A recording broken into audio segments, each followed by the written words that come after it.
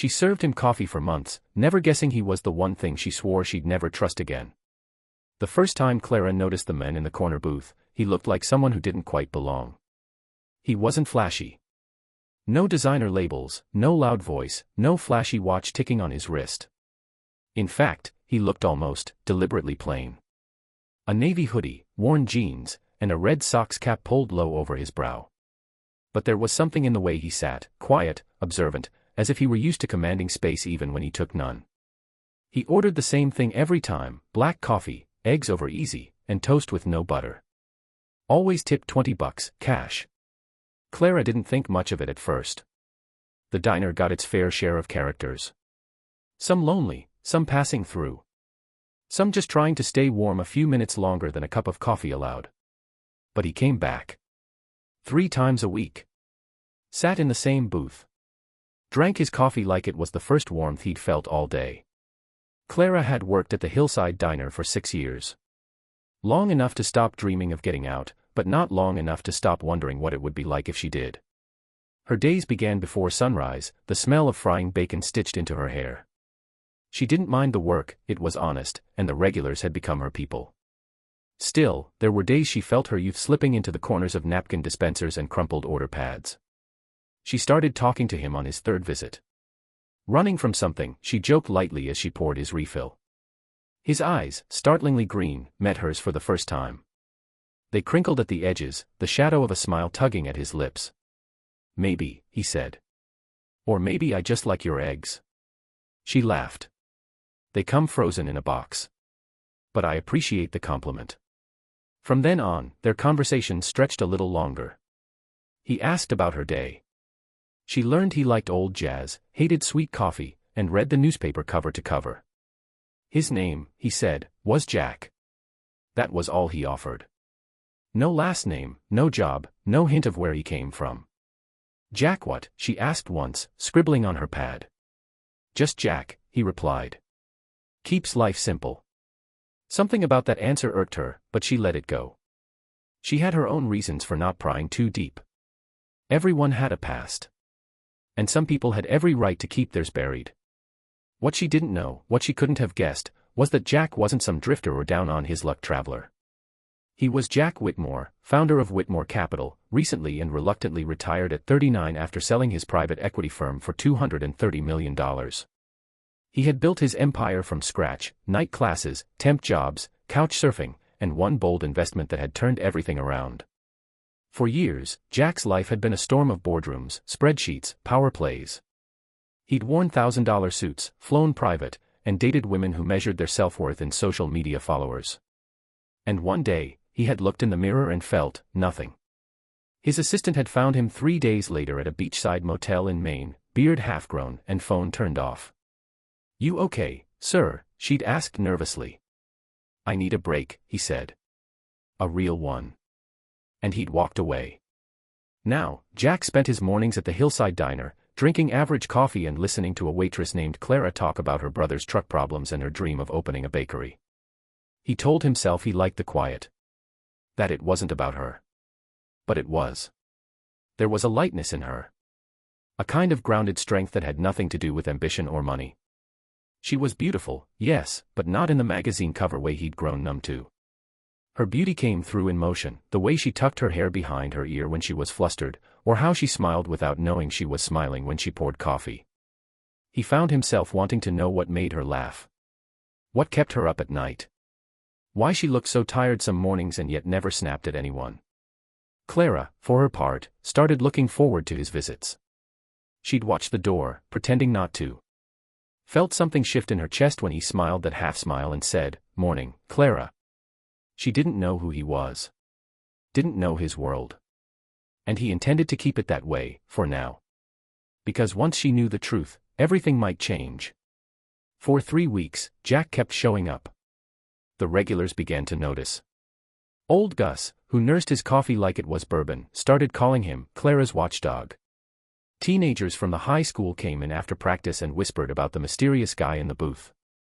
Even Brenda, the line cook with zero time for gossip, raised an eyebrow.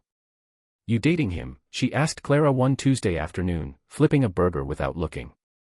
Clara snorted. He orders toast without butter. That's serial killer behavior. But she blushed a little when she said it. Truth was, she didn't know what they were. Jack didn't flirt, exactly. He didn't ask for her number or make any move that would cross the line. And yet, every time she walked past his booth, her heart beat like it was remembering something. Jack wasn't like the other men she'd known. He listened. Really listened. When she talked about her mom's health scare or her brother losing another job, he didn't change the subject or offer canned sympathy. He asked questions. Paid attention. And once, when the manager yelled at her for forgetting to ring in an order, she found $20 folded under her tip jar with a note. Everyone has off days. Don't let it steal your fire. Just Jack. She kept that note in her apron pocket, rereading it like a secret. Jack knew he was playing with fire. Every morning he didn't tell her the truth was another stitch in a lie he couldn't untangle. But he couldn't bring himself to break the illusion. Here, he wasn't the man with the private jet and quarterly earnings calls.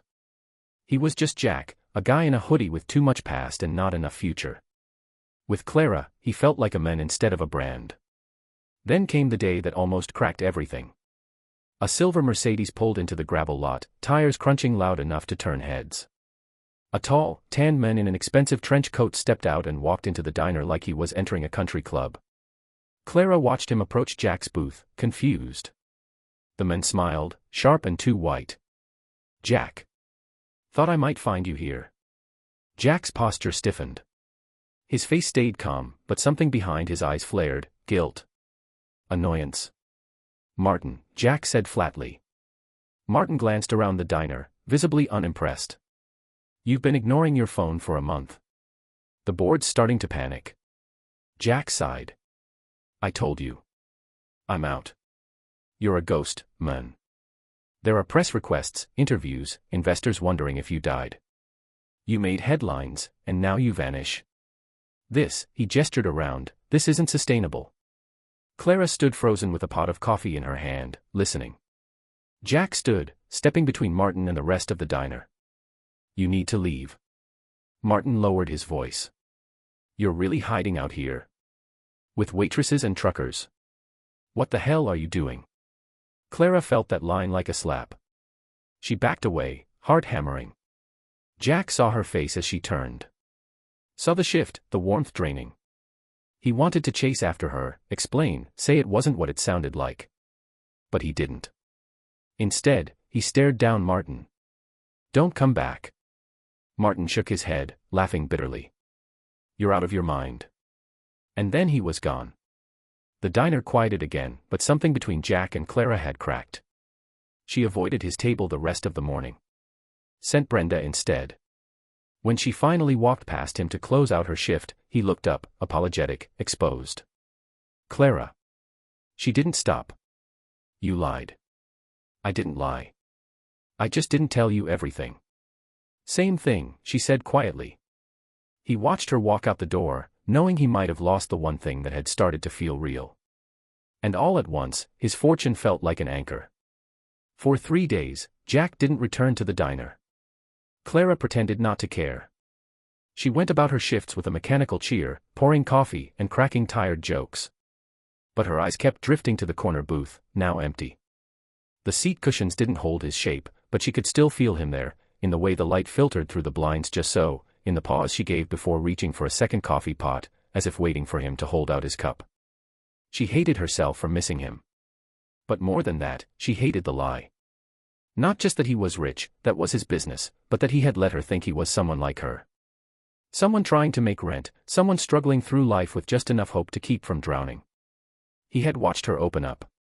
About her family, her fears, her dreams. And he'd said nothing. On the 4th morning, the bell above the diner door jingled softly, and Clara froze mid-sentence with Gus.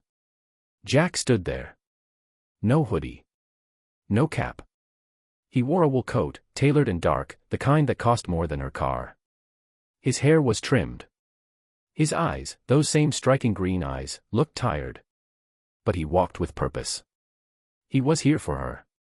She wiped her hands on her apron, jaw tight. You shouldn't be here. I need to explain. I don't want your explanation. I want honesty, and you had every chance. I was trying to protect it. Protect what, Jack? The fantasy. You sitting in that booth like you were one of us. She didn't yell. Her voice was low, contained, but it cut deeper than any shout. He stepped closer, ignoring the glances from other customers. I've been rich for a long time, Clara. I know what it brings out in people. The expectations. The performance. The calculation. She crossed her arms. So you pretended to be broke? I didn't pretend. I just didn't bring the rest of it in with me. I wanted to be seen for me. For once. She shook her head. That's not what happened. You didn't want to be seen at all. You wanted to hide. That stopped him. She turned away, but he reached into his coat pocket and set something on the counter. A check.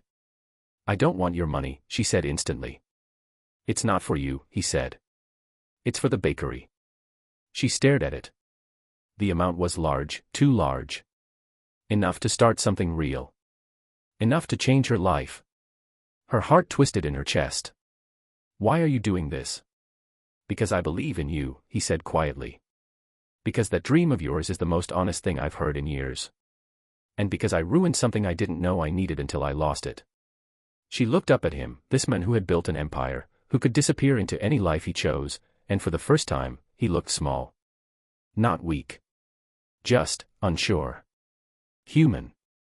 I don't know what you're expecting, she said. An apology doesn't fix this. And money doesn't fix what it broke. I know, he said. I don't expect anything. I just want you to have a choice. He left the check on the counter and walked out. And for the first time, he didn't look back. That night, Clara sat at her kitchen table, staring at the paper. She could tear it up. Return it. Walk away clean. But the truth was, she still wanted that bakery. Not because of Jack. Not for revenge. For herself. She set the check down beside her vision board, a collection of cutouts, handwritten recipes, and a drawing of a storefront window with Clara's Oven in bold script. One dream built on another. And for the first time in years, she allowed herself to imagine it real. The bakery opened 4 months later. Not a grand affair, no ribbon cutting or champagne toasts. Just a narrow corner lot on Main Street with cream-colored walls, a hand-painted sign, and the scent of fresh bread curling into the morning air. Clara named it Clara's Oven and opened at 6 a.m. sharp with a tray of almond croissants and a heart full of nerves. The check from Jack had been the seed, but everything else was hers. She found the space, negotiated the lease, cleaned grease from old ovens, painted over graffiti, and taught herself how to read a profit and loss statement. Her brother, Charlie, helped with renovations. Brenda came on weekends to bake. Her mom, still fragile but steady now, rolled dough with careful hands on Thursdays and Fridays. People came. The same faces from the diner, and then new ones. Teachers, families, even the mayor's wife who always asked for extra lemon glaze. They came for the pastries, yes, but also for Clara. There was something about her that made people linger. Maybe it was the way she looked you in the eye when she asked how your day was. Or maybe it was the music, always soft jazz, always vinyl, playing from the old record player behind the counter. But Jack didn't come. Not once. And Clara told herself that was good. Healthy. Clean. Still, every time the door jingled open, her chest braced just a little. One rainy afternoon, she found him again, by accident. She'd gone to the bank to set up a new account for vendor payments. She was walking out, umbrella tucked under her arm, when a sleek black car pulled up and a familiar figure stepped out. Jack. Suit, coat, briefcase. But different. Tired, maybe. Paler. Older. It had only been a few months, but he looked like he'd aged a year. He saw her at the same moment. Neither moved for a beat. Then, he walked over, rain dotting his shoulders. Clara. Jack. They stood on the sidewalk like strangers who shared a past too short to be history and too sharp to be forgotten. I heard about the bakery, he said. Congratulations. It's doing well. I'm glad, he said, and he meant it. Thank you for the check, she added after a pause. It got me started. I paid it back. He raised an eyebrow. She reached into her coat and handed him an envelope. Cashier's check. I had my lawyer track down your foundation. Jack opened it, lips parting slightly. You didn't have to. I did. It wasn't a gift, Jack. It was a loan. I needed to know I built it myself. He nodded slowly. Respectfully. I understand. They stood there a moment longer, the rain blurring the lines between them. Do you regret it? She asked suddenly. Leaving it all? Jack looked down the street, where people hurried beneath umbrellas, where taxis splashed through puddles and life kept marching in suits and screens. I thought I needed silence. Time. Something smaller. But the truth is, I was running. From what? He hesitated. From the emptiness. From the version of me I became to survive it all. Clara looked at him, not the billionaire, not the man in the hoodie, just Jack. A man standing in the rain trying to say what he couldn't months ago. And now, she asked. I don't know, he admitted. But for once, I'm not pretending I do. That honesty stung more than any lie. She nodded. Take care, Jack. She turned to walk away. Clara, he called after her. She paused. I never wanted to fall in love, he said. Not there. Not with you. Not while I was half living. She didn't turn around. Then maybe you shouldn't have. And she walked on, leaving him with the envelope, the rain, and the weight of something true but too late. Autumn arrived early that year, brushing the bakery windows with crisp wind and gold-leafed shadows. Inside, Clara kept the oven running from dawn to dusk. Business was steady. Word had spread beyond town, and on Saturdays, tourists trickled in from the next city over, lured by the smell of cinnamon rolls and stories whispered by locals. Clara smiled more. Laughed sometimes.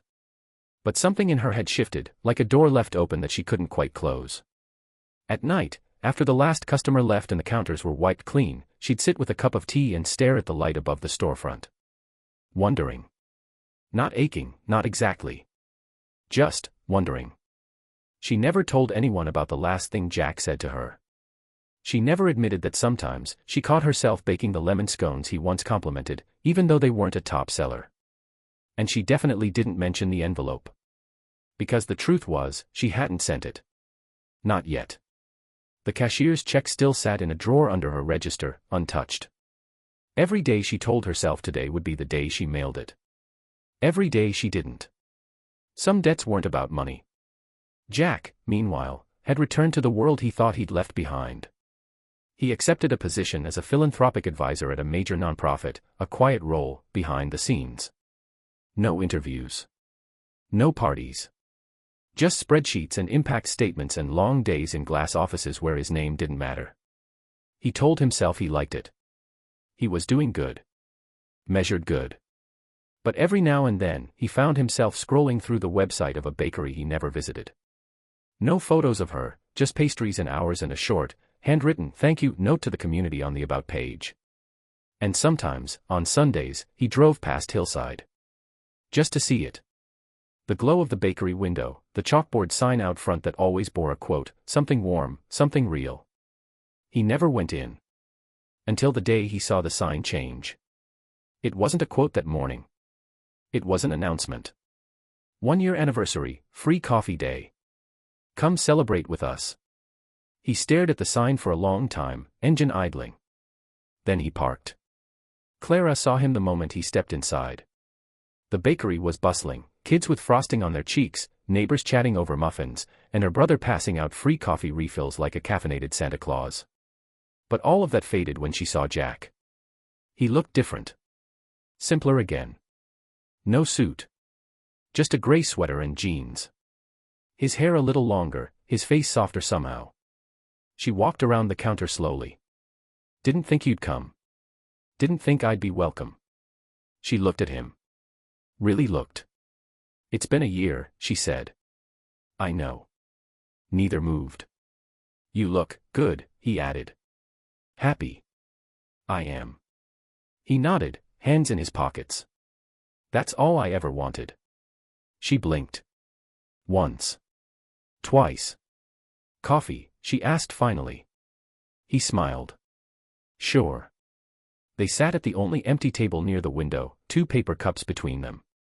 Outside, the town moved on without urgency.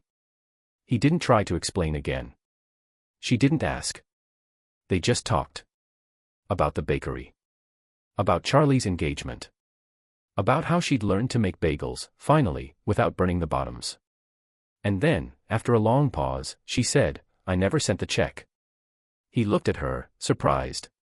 She pulled it from her purse and slid it across the table. Jack stared at it, then back at her. "I've been holding on to it," she said. "Not because I needed your money. But because I didn't know what I owed you. What you owed me." He picked it up, held it gently. Then, with calm hands, he tore it in half.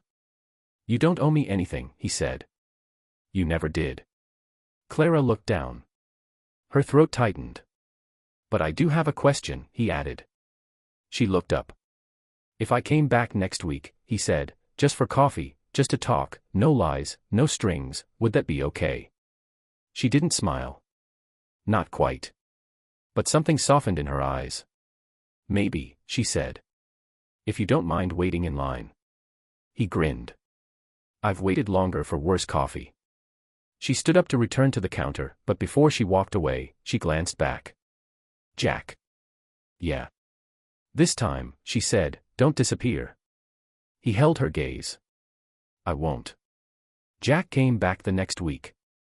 He waited in line like everyone else, hands tucked into his coat pockets, watching Clara work. She moved with ease now, graceful in the small space behind the counter, joking with regulars, handing out pastries like she was feeding more than just hunger. When it was his turn, she slid a black coffee toward him without asking.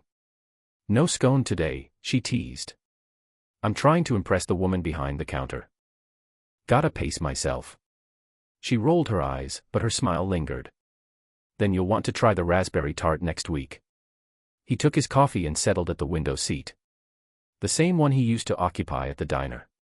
Some habits, it seemed, found new homes.